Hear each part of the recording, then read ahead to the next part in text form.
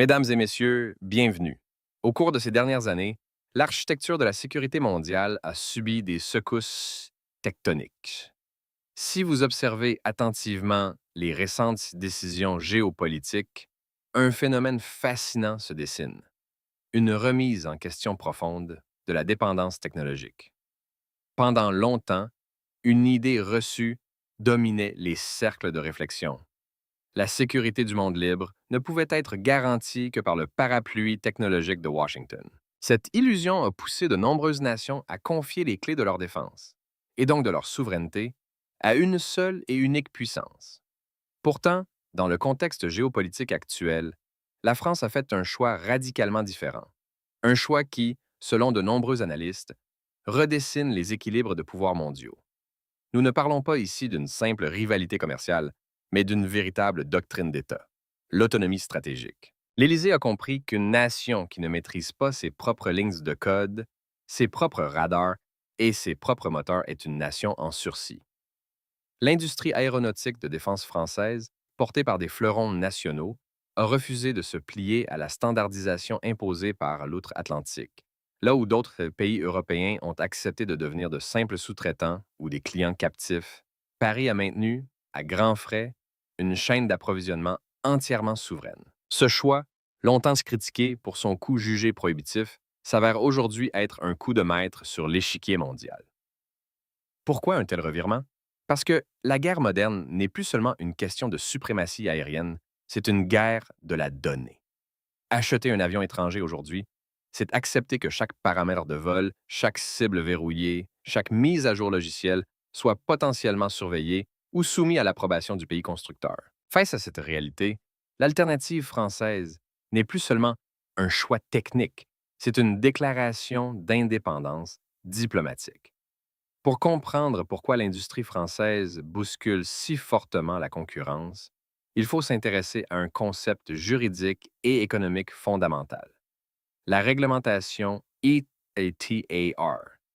L'International Traffic in Arms Regulations est un ensemble de règles du gouvernement américain visant à contrôler l'exportation des technologies de défense. Concrètement, si un équipement militaire contient ne serait-ce qu'un seul composant américain soumis à l'ITAR, Washington s'octroie un droit de veto absolu sur son utilisation et sa revente. Cette législation est une arme redoutable. Elle permet à une puissance étrangère de dicter la politique étrangère du pays acheteur. C'est ici que la stratégie française révèle tout son éclat. L'approche de nos industriels a été de concevoir des systèmes de pointe, notamment les dernières générations d'avions de combat, en s'affranchissant totalement de ces composants réglementés. C'est ce que l'on appelle le standard ITAR-free.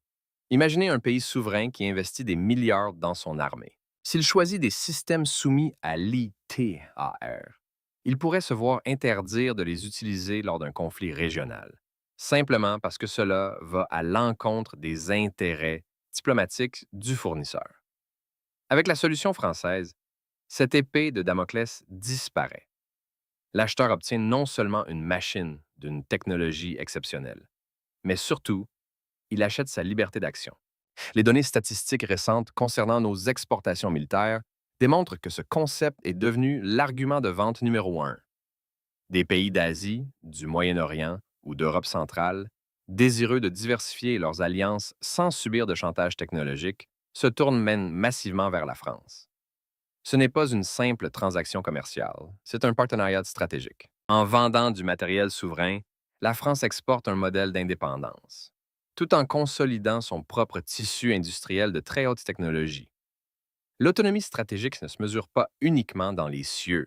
Elle se quantifie directement dans nos usines, nos laboratoires de recherche et, in fine, dans l'économie nationale. Il est crucial d'examiner les retombées macroéconomiques de cette politique. Lorsqu'un contrat majeur est signé à l'international, ce n'est pas seulement le constructeur principal qui prospère, c'est tout un écosystème national qui est irrigué. Les données économiques montrent que l'industrie de la défense en France fait travailler des milliers de petites et moyennes entreprises, réparties sur l'ensemble de notre territoire, de la Nouvelle-Aquitaine à l'Île-de-France. Chaque pièce d'un réacteur, chaque circuit imprimé d'un radar, chaque ligne de code d'un système de navigation est le fruit du travail d'ingénieurs et d'ouvriers hautement qualifiés. Plus important encore, maîtriser la totalité de la chaîne de valeur empêche une fuite massive de capitaux. Prenons l'exemple de l'entretien. Dans l'aviation moderne, le coût d'acquisition d'un appareil ne représente qu'une fraction de son coût total sur son cycle de vie. L'essentiel des dépenses se trouve dans la maintenance et les mises à jour logicielles. Si nous dépendions de technologies étrangères, ce seraient des milliards d'euros d'argent public issus de vos impôts qui s'envoleraient chaque année vers l'étranger pour payer des licences ou des pièces détachées. En maintenant cette souveraineté, la France garde la maîtrise de ses coûts et réinvestit la marge générée dans sa propre recherche et développement. C'est un cercle vertueux. Les succès à l'exportation financent les innovations technologiques qui sont de demain, allégeant ainsi le fardeau budgétaire de l'État, tout en garantissant que nos forces armées disposent en permanence du meilleur équipement possible. C'est de l'essence même d'une économie résiliente face aux chocs mondiaux. Pourtant, le monde ne s'arrête pas de tourner et les défis de demain exigent une anticipation constante. Ce qui garantit l'excellence de l'industrie française aujourd'hui ne suffira pas dans la prochaine décennie. C'est pourquoi la véritable révolution se prépare maintenant, dans l'ombre des bureaux d'études. Nous entrons dans l'ère du combat collaboratif et de l'intelligence artificielle avancée. Les projets futurs ne se limitent plus à améliorer un seul aéronef. L'avenir réside dans la création d'un système nerveux central numérique. Imaginez un champ de bataille où un pilote humain évolue non plus seul, mais au cœur d'un essaim de drones de combat furtifs. Ces drones, guidés par des algorithmes souverains, agiront comme des éclaireurs, des boucliers ou des extensions de la force de frappe, pénétrant les défenses adverses les plus denses. C'est ce que les experts appellent le couplage entre système habité et non habité. Et c'est là que l'indépendance logicielle devient vitale. Si vous utilisez un système d'exploitation étranger, comment garantir qu'une mise à jour ne créera pas une faille de sécurité fatale entre le pilote et ses drones?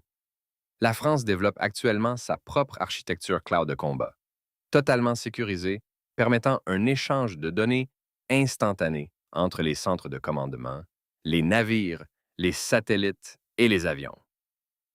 Cette maîtrise totale de l'infrastructure numérique est un défi technologique monumental. Il s'agit de traiter des téraoctets de données en une fraction de seconde. Dans un environnement hautement brouillé, ceux qui maîtriseront cette hyperconnectivité souveraine dicteront les règles de l'engagement futur. La France s'est engagée dans cette course avec une détermination farouche, prouvant que l'innovation de rupture peut naître de ce côté de l'Atlantique. Malgré ces avancées remarquables, il serait naïf de croire que la voie est libre. La compétition internationale prend désormais des formes beaucoup plus insidieuses. Sur la scène mondiale, si vous ne pouvez pas battre un concurrent sur le plan technologique ou commercial, la stratégie consiste souvent à modifier les règles du jeu. C'est la redoutable guerre des normes. Nous observons des pressions diplomatiques intenses et des tentatives d'imposer des standards technologiques extérieurs comme critères d'interopérabilité au sein même des alliances occidentales. Certains partenaires européens, séduits par des promesses de protection à court terme, continuent de privilégier des acquisitions extra-européennes, créant ainsi une fragmentation préjudiciable à la construction d'une véritable défense continentale robuste. De plus, les défis diplomatiques récents, tels que la réorganisation inattendue des alliances dans la région Indo-Pacifique, nous rappellent que dans les relations internationales, les intérêts nationaux priment toujours sur les amitiés historiques.